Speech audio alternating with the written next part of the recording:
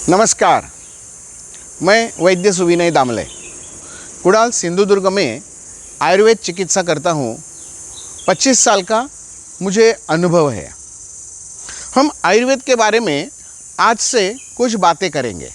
आयुर्वेद क्या है, आयुर्वेद पैथी है कि शास्त्र है, आयुर्वेद रूढ़ी परंपरा से जन्मा है या विज्ञान की कसौटी पे खरा उतरा है, इन सब बातों की चर्चा हम करेंगे। आज गुड़ी पाड़वा महाराष्ट्र या पूरे देश में भारतीय संवत्सर का शुभारंभ होने वाला दिवस चैत्र शुद्ध प्रतिपदा। इस चैत्र शुद्ध प्रतिपदा के दिन हर घर में गुड़ी की पूजा की जाती है। गुड़ी यानी एक नया बांबू यानी बांस, उसके ऊपर एक लोटी है, लेकिन ये लोटी मिट्टी की नहीं है। ये जो घड़ा, ये जो कुंभ है, ये कॉपर का रहता है या सिल्वर का रहता है और उसको एक रेशम का वस्त्र टांग दिया जाता है और फूलों की माला पहनाई जाती है और कुछ पत्तों का हार उस घड़े को लटकाया जाता है और उस बांस की पूजा हम करते हैं आज के दिन। ये जो पूजा रखने का व्रत है, इसको ब्रह्मध्वज पूजन ऐसा कहा जाता है और इसकी पूजा जो रहती है वो सूर्योदय के समय होती है।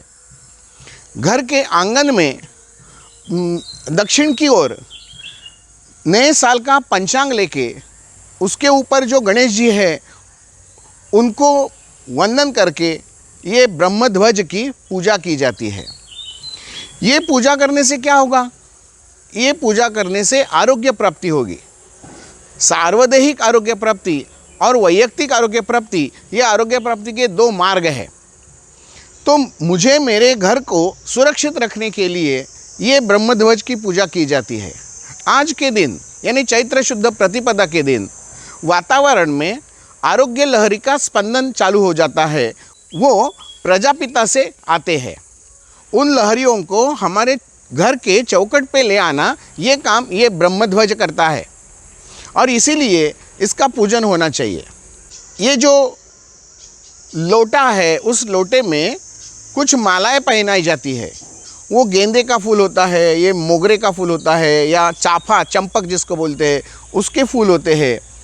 आयुर्वेद में ऐसा कहा गया है कि जितना वो ब्रह्मध्वज ऊपर चला जाएगा उतना ही उसका विस्तार ज़्यादा से ज़्यादा होगा।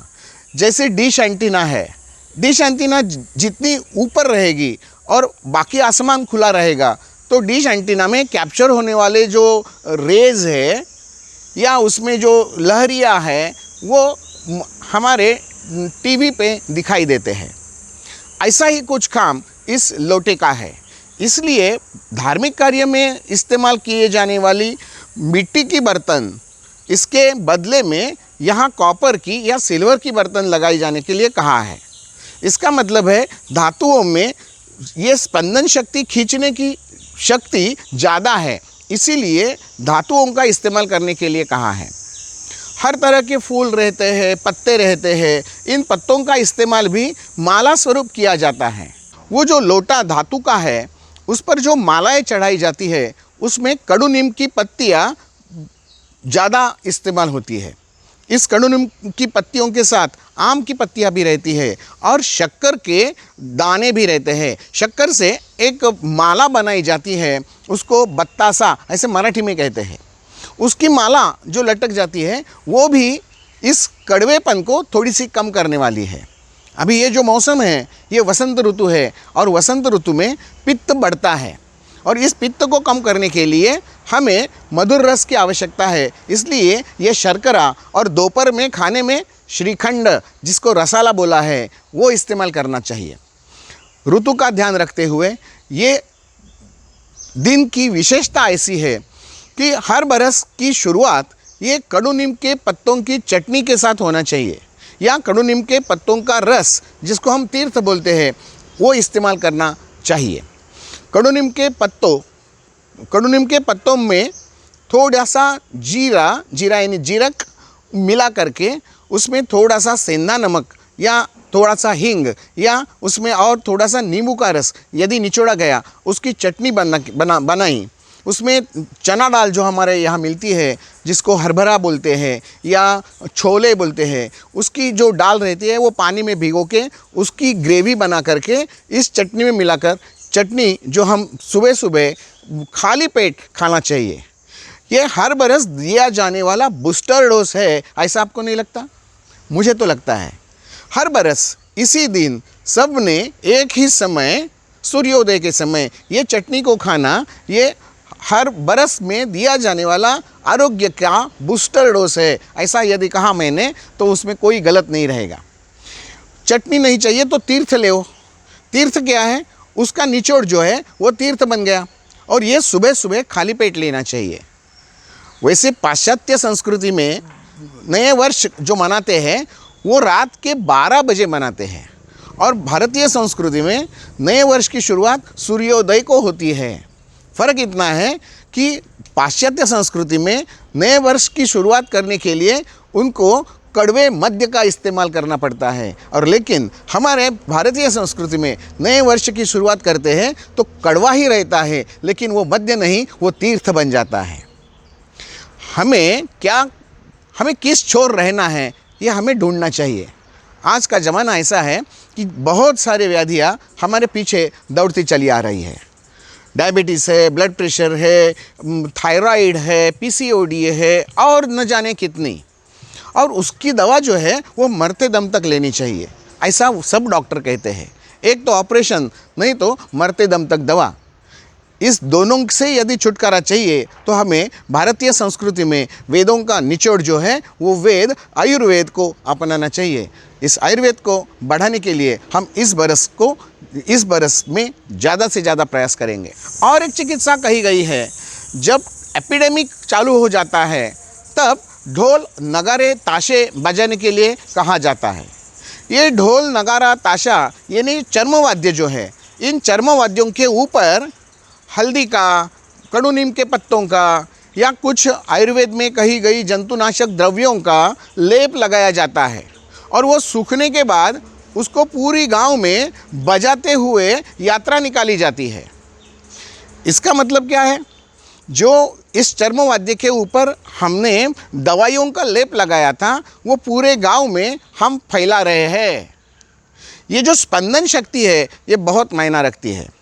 जैसे देव पूजा में शंख ध्वनि की जाती है, झांझ बजाई जाती है, या तबला पेटी का इस्तेमाल किया जाता है अभंगवाणी गाने के लिए, भगवान का गुणगान करने के लिए ये जो सब आयुध इस्तेमाल किए जाते हैं, ये सब यंत्र इस्तेमाल किए जाते हैं, उसका आरोग्य पर कुछ असर होता है क्या, ये देखने का एक प्रयास है।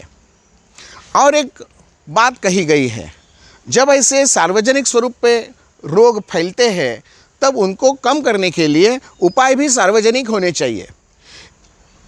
ध्वज, पताका या ऊपर जितना ऊपर जाओगे उतना जो उसका फहराव है वो बढ़ता चला जाएगा। ये जो ध्वज पताका है इनको भी हल्दी के द्राव में डुबोकर सुखाने के लिए हम यदि कर सकते हैं तो उस ध्वज जब वो लहरों पे फहराएगा तो उसमें से निकली हुई कुछ औषध की बूंदें सब जगह फैलती जाएगी, और इसका मतलब है कि हम सब जगह वातावरण की शुद्धि कर रहे हैं। उस ब्रह्मध्वज की जब पूजा करते हैं तब हम दिया जलाते हैं, कपूर लगाते हैं, धूप लगाते हैं, और ये दिया, कपूर और धूप जब जलती है तब ये जो धुआं निकलता है ये धुआं देखिल बहुत औषधि है। आयुर्वेद में कहा गया है ये धूपन चिकित्सा है। हम किसी भी ऑपरेशन थिएटर में जाए तो वो ऑपरेशन थिएटर स्टरलाइज करने के लिए भी धुएं का इस्तेमाल किया जाता है। आज सैनिटाइज़र का इस्तेमाल किया जाता है लेकिन उसमें अल्कोहल है। ये अल्कोहल हाथ पर लेकर जब हम घूमते हैं तब ये अल्कोहल का उसकी एक परत जो है वो खून में चली जाती है, ये स्किन से अंदर सोख ली जा सकती है, और उसका भी एलर्जी या साइड इफ़ेक्ट किन्हीं लोगों में दिखाई दिया जाता है। ये जो धुआं है ये धुआं कितना करना है? 2 और 4 उदबत्ती जब हम जलाते हैं, अगरबत्ती जिसको हम बोलते हैं, धूपकांडी जिसको बोलते हैं, उतना धुआं काफ़ी है 20 मीटर बाय 20 मीटर का वातावरण शुद्ध करने के लिए। इस जो धूपकांडी है उसमें हम गोबर का इस्तेमाल कर सकते हैं। धूपकांडी बनाने के लिए हमें क्या क्या चाहिए वो एक अलग से वीडियो में दिया है, उसकी लिंक आपको डिस्क्रिप्शन बॉक्स में मिल जाएगी कि धूपकांडी कैसी करनी है, धूमावर्ती कैसी करनी है। उसमें जो दवाएं कही गई है वो उसमें वचा यानी वेखंड है, हल्दी है, नीम की पत्ती है, त्रिकटु चूर्ण है, काली मिर्च है, इनकी पाउडर को लेकर उनको गोबर में मिलाया जाए, उसमें थोड़ा सा कपूर और गाय का शुद्ध घी उसमें मिलाया जाए और उसकी राउंड शेप की मैंने धूपकांडी बनाई है। ये धूपकांडी हम जब जलाते हैं तब उसमें से जो धुआं निकलता है वो भी धुआं पूरे 20 बाय 20 मीटर बाय 20 मीटर को शुद्ध करता है। हम जो पूजा करते हैं, हम जो यज्ञ याग करते हैं, उसमें आयुर्वेद छिपा हुआ है। इस आयुर्वेद को जनसामान्य में पहुंचाने के लिए ये पहले दिन का पहला प्रयास है। ये नया आने वाला साल जो है वो संवत्सर के हिसाब से प्लव नाम संवत्सर है। प्लव यानी नौका, नैया। हम आज एक छोर पे खड़े हैं जहाँ पे बहुत सारे बीमारी हमारे पीछे दौड़ती, हमारे तरफ भागती आ रही है। मतलब यह है कि हमें यदि स्वस्थ की ओर जाना है तो बीच में नैया का सहारा लेना पड़ेगा, और ये नैया है खुद को बचाव करने के लिए। खुद को बचाव करने के लिए इस नैया में हमें बैठना है। ये आरोग्य की नैया है और ये आरोग्य की नैया हम दूसरी छोर ले जाएंगे। देखेंगे कितना जोर बाजुए कातिल में है। धन्यवाद।